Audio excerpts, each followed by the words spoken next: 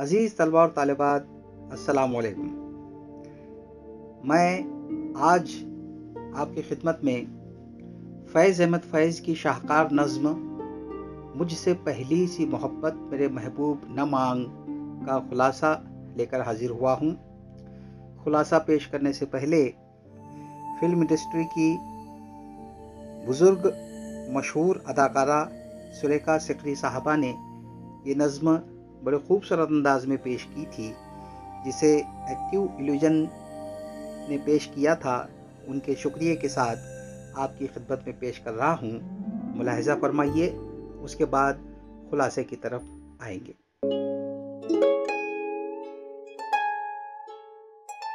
مجھ سے پہلی سی محبت میری محبوب نہ مانگ، میں نے سمجھا تھا کہ تو ہے تو درخشاں ہے حیات، تیرا غم ہے تو غم دہر کا جھگڑا کیا ہے، تیری صورت سے ہے عالم میں بہاروں کو ثبات، تیری آنکھوں کے سوا دنیا میں رکھا کیا ہے، تو جو مل جائے تو تقدیر نگوں ہو جائے، یوں نہ تھا میں نے فقط چاہا تھا یوں ہو جائے، اور بھی دکھ ہے زمانے میں محبت کے سوا، راحتیں اور بھی ہیں وصل کی راحت کے سوا۔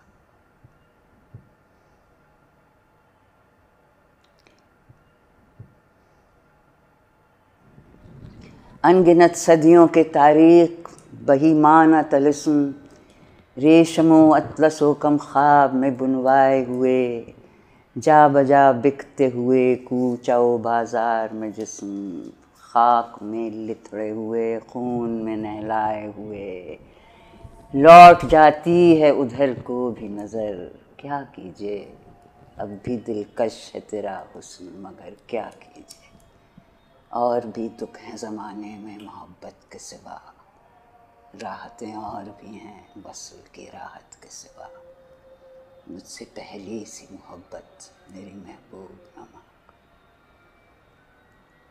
نظم کا خلاصہ اس طرح ہے۔ یہ نظم فیض احمد فیض کے مجموعہ کلام نقش فریادی سے ماخوذ ہے۔ اس نظم سے فیض کی شاعری میں ایک نیا موڑ آتا دکھائی دیتا ہے۔ فیض خالص رومانوی اور جمالیاتی اقدار کے شاعر تھے۔ اس نظم کے ذریعے پہلی مرتبہ ان کی شاعری میں حقیقت پسندانہ خیالات کا اظہار ہوتا ہے۔ اس نظم میں انہوں نے محبوب کے حسن و جمال پر ہی نہیں بلکہ زندگی کی تلخ حقیقتوں پر بھی روشنی ڈالی ہے۔ یہ ایک اشتراکی نظم ہے جس میں رومانوی انداز میں ترقی پسند رجحانات کی ترجمانی کی گئی ہے۔ نظم کا عنوان مجھ سے پہلی سی محبت میرے محبوب نہ مانگ ہے، اور یہی نظم کا پہلا اور آخری مصرع ہے۔ 3 بندوں پر مشتمل پابند نظم ہے۔ پہلے بند کا آخری مصرع تیری آنکھوں کے سوا دنیا میں رکھا کیا ہے، ہندوستانی فلم چراغ کے ایک گیت میں مکڑے کے طور پر استعمال کیا گیا ہے۔ گیت کے ابتدائی مصرعے اور یہ گیت آپ کی خدمت میں پیش کر رہا ہوں، ملاحظہ فرمائیے۔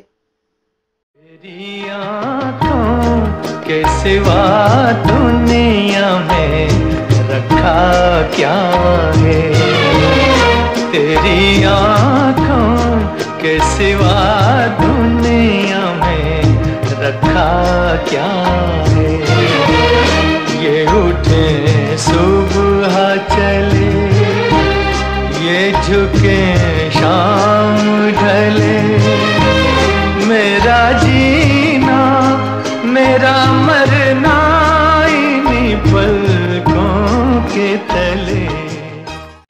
پہلے بند کے مطالعے سے لگتا ہے کہ شاعر کی زندگی کا محور، اس کی زندگی کی ہر تان اس کی محبوب پر ہی ٹوٹتی تھی۔ وہ سمجھتا تھا کہ محبت ہے تو زندگی درخشاں ہے، اور محبوب ہی کی وجہ سے زندگی میں رونق ہے اور خوشیاں ہیں۔ غم جانا یعنی معشوق کا غم ہی اس کی نظر میں دنیا کا سب سے عظیم غم تھا۔ غم دوراں یعنی دنیا کا غم اس کی نظر میں ثانوی حیثیت رکھتا تھا۔ شاعر محبوب سے مخاطب ہو کر کہتا ہے کہ تیرے وجود سے دنیا میں بہاروں کی پائیداری ہے، یعنی تیری بدولت دنیا میں خوشیاں ہیں، رونقیں ہیں، ہنگامہ ہے، زندگی میں جوش ہے۔ اگر اس دنیا میں دیکھنے لائق کوئی چیز میرے لیے ہے تو وہ تیری خوبصورت آنکھیں ہیں۔ غرض پہلا بند اس بات کا ترجمان ہے کہ شاعر پوری طرح محبوب کے عشق میں ڈوب گیا ہے۔ اصل میں یہ اس نظم کی تمہید ہے۔ اصل جو مدعا ہے وہ اس طرح ہے۔ شاعر دوسرے بند میں بھی محبوب ہی کو مخاطب کر کے کہتا ہے کہ اگر تو مجھے مل جائے گا تو میری تقدیر نغوں ہو جائے گی۔ ایسا نہیں تھا کہ میں نے صرف اس طرح چاہا تھا کہ ایسا ہو جائے۔ اس دنیا میں تیری محبت کو پانے کے علاوہ اور بھی بے شمار دکھ ہیں۔ تجھ سے ملنا ہی اس دنیا کی سب سے بڑی خوشی نہیں ہے، بلکہ تیرے وصال سے بڑھ کر اور بہت سی راحتیں اس دنیا میں موجود ہیں، اور تیری جدائی کا غم ہی میری زندگی کا سب سے گہرا غم نہیں ہے، بلکہ اس سے بھی بڑھ کر اس دنیا میں شدید غم ہے۔ یعنی اس بند میں شاعر کے خیالات میں تبدیلی آئی ہوئی ہے۔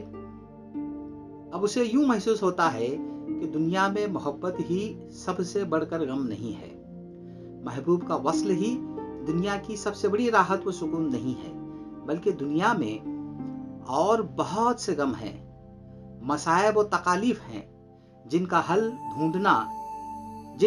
ڈھونڈنا بھی ایک بڑی راحت ہے۔ اور بھی دکھ ہیں زمانے میں محبت کے سوا، اور بھی دکھ ہیں زمانے میں محبت کے سوا، راحتیں اور بھی ہیں وصل کی راحت کے سوا۔ مثلاً معاشرے میں صدیوں سے غریب افراد ظلم کا شکار ہو رہے ہیں، جہاں ریشم و اطلس و کمخواب کے بنے ہوئے لباسوں میں دوشیزاؤں کو فروخت کیا جاتا ہے، جہاں ہر آنے جانے والا اپنا حکم ان دوشیزاؤں پر چلاتا ہے۔ ان بازاروں اور گلی کوچوں میں یہ دوشیزائیں خاک میں لتری ہوئی اور خون میں نہائی ہوئی ہیں۔ تیسرے بند میں بھی شاعر نے اس تلخ حقیقت کو منکشف کیا ہے کہ کس طرح ایک مٹھی بھر دولت مند لوگ اور برسر اقتدار شخصیتیں اپنے اثر و رسوخ کا غلط استعمال کر کے معاشرے کے غریب و نادار طبقے پر ظلم و زیادتی کرتے ہیں۔ ان کی محنت کی انہیں صحیح اجرت نہیں دیتے، جس کے سبب یہ غریب لوگ پیٹ بھر کر کھانا بھی نہیں کھا سکتے، جس کے نتیجے میں وہ مختلف مہلک امراض کا شکار ہو جاتے ہیں۔ ان کے جسم امراض کے تندوروں سے نکلے ہوئے معلوم ہوتے ہیں، ان کے زخموں سے پیپ بہتا ہے۔ شاعر کی نظر معاشرے کے ان غریب افراد کے مسائل کی طرف پڑتی ہے تو معشوق کا حسن دلکش ہونے کے باوجود بھی اسے اس میں کوئی کشش محسوس نہیں ہوتی، اور وہ سوچتا ہے کہ محبت کے دکھ سے بڑھ کر بھی دنیا میں دوسرے بڑے دکھ، رنج و پریشانیاں ہیں، جن کا حل تلاش کرنے میں راحت ہے، جو محبوب کے وصل کی راحت سے بھی بڑھ کر ہیں۔ اس لیے شاعر اپنے محبوب سے کہہ رہا ہے کہ میں نے کبھی تمہیں بے حد چاہا ہوگا، لیکن اب غم دوراں نے مجھے اتنا پریشان کیا ہے کہ اب میں تجھ سے پہلی سی محبت نہیں کر سکتا۔ غرض شاعر کہنا چاہتا ہے کہ انسان کو اپنی ذاتی خواہشات کو قوم و ملک اور انسانیت کی خواہشات پر قربان کرنا چاہیے۔ انسانیت کی فلاح و بہبود میں ہی انسان کی خوشی ہے۔ اپنے لیے جینے والا انسان خود غرض ہوتا ہے، ایسے انسان انسانیت اور سماج کے لیے نقصان دہ ہیں۔ فیض کی یہ بڑی خوبصورت نظم ہے جس کا خلاصہ آپ کی خدمت میں پیش کیا گیا۔ اگلے ویڈیو میں کسی اور موضوع کو لے کر آپ کی خدمت میں حاضر ہو جاؤں گا۔ تب تک کے لیے فی امان اللہ، اللہ حافظ۔